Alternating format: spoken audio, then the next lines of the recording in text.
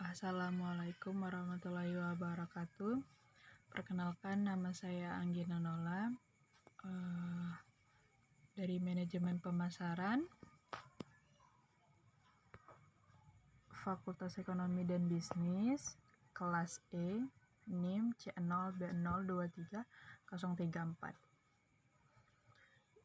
Hari ini saya akan mempresentasikan hasil kerja saya mengenai yang pertama itu surat ketetapan pajak atau SKP dan surat tagihan pajak atau STP. Yang pertama itu ada surat ketetapan pajak.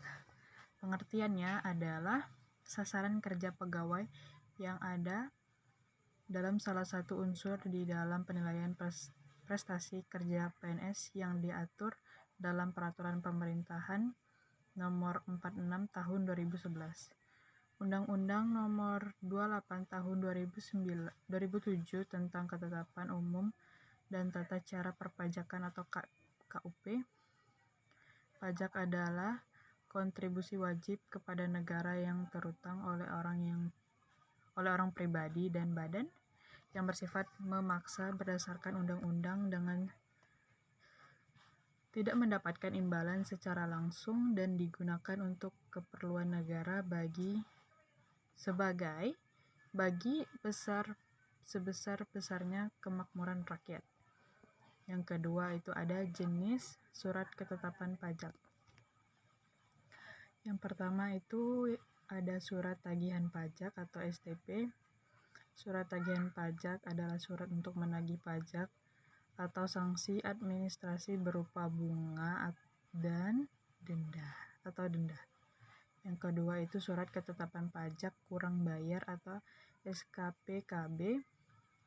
Dalam Undang-Undang RI Nomor 16 Tahun 2009, SKPKB adalah surat yang menentukan besarnya jumlah pokok pajak, jumlah kredit pajak, jumlah kekurangan pembayaran pajak, pokok pajak, besarnya sanksi administrasi, serta jumlah pajak yang masih harus dibayar.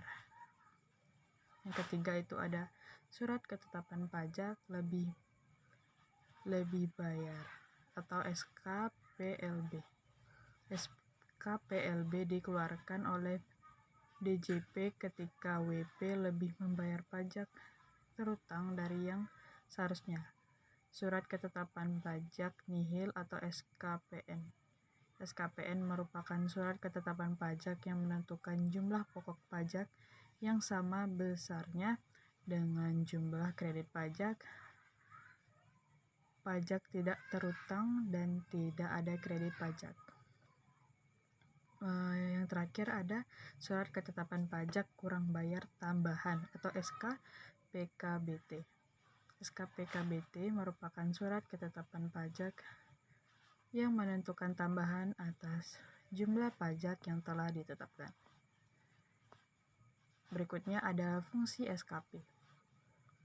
Fungsi yang pertama itu menagih kekurangan pajak, mengembalikan kalau ada kelebihan bayar pajak. Ketiga itu ada menginformasikan kepada wajib pajak ketika ada jumlah pajak terutang, menjatuhkan sanksi administrasi perpajakan. Kita lanjut ke materi kedua, itu surat tagihan pajak atau STP. STP itu adalah surat untuk melakukan tagihan pajak atau sanksi administrasi berupa bunga atau denda dan berfungsi sebagai koreksi pajak terutang, sarana mengenakan sanksi kepada wajib pajak, serta sarana menagih pajak. Video bagian 1 dari seri 1 STP berikut akan dijelaskan mengenai tata cara penerbitan SPT yang akan dipandu oleh Bapak Asep Widiasara Pudiskwat Pajak. Yang berikutnya itu ada ketentuan SPT. Yang pertama, ketentuan SPT yaitu SPT dikeluarkan berdasarkan ketentuan pada pasal 14 ayat 1 Undang-Undang Nomor 28 Tahun 2007 sebagai berikut. Yang pertama itu pajak penghasilan dalam tahun berlanjut tidak atau kurang bayar. surat pemberitahuan terhadap kekurangan pembayaran pajak sebagai akibat salah tulis dan atau salah hitung. Yang ketiga itu wajib pajak dikenakan sanksi administrasi berupa denda atau bunga. Berikutnya, pengusaha yang dikenakan pajak berdasarkan Undang-Undang PPN tetapi tidak melaporkan kegiatan usahanya untuk dikukuhkan sebagai pengusaha kena pajak. Terakhir itu pertama, pengusaha yang tidak dikukuhkan sebagai pengusaha kena pajak tetapi membuat faktur pajak. Kedua, pengusaha yang telah dikukuhkan sebagai pengusaha kena pajak tetapi tidak membuat faktur pajak. Ketiga, yaitu ada PKP, membuat faktur pajak tetapi tidak tepat waktu atau tidak mengisi selengkapnya faktur pajak.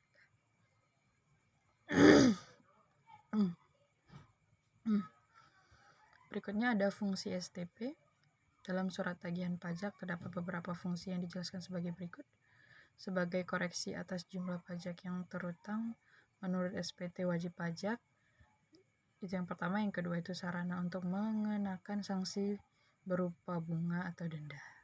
Yang terakhir itu sarana untuk menagih pajak. Cara melunasi STP. Cara melunasi STP. Pelunasan STP harus dilakukan wajib pajak dengan membayarnya di bank yang menerima pembayaran pajak melalui surat setoran pajak atau SSP.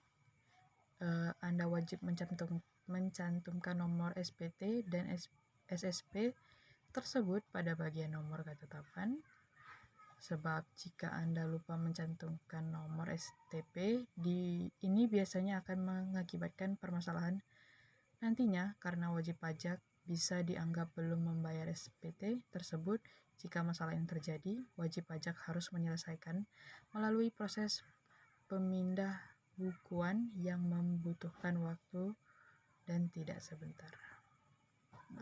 Baik, itulah hasil presentasi saya. Lebih kurangnya saya minta maaf bila ada kesalahan. Saya ucapkan terima kasih telah meluangkan waktu untuk melihat presentasi saya. Terima kasih.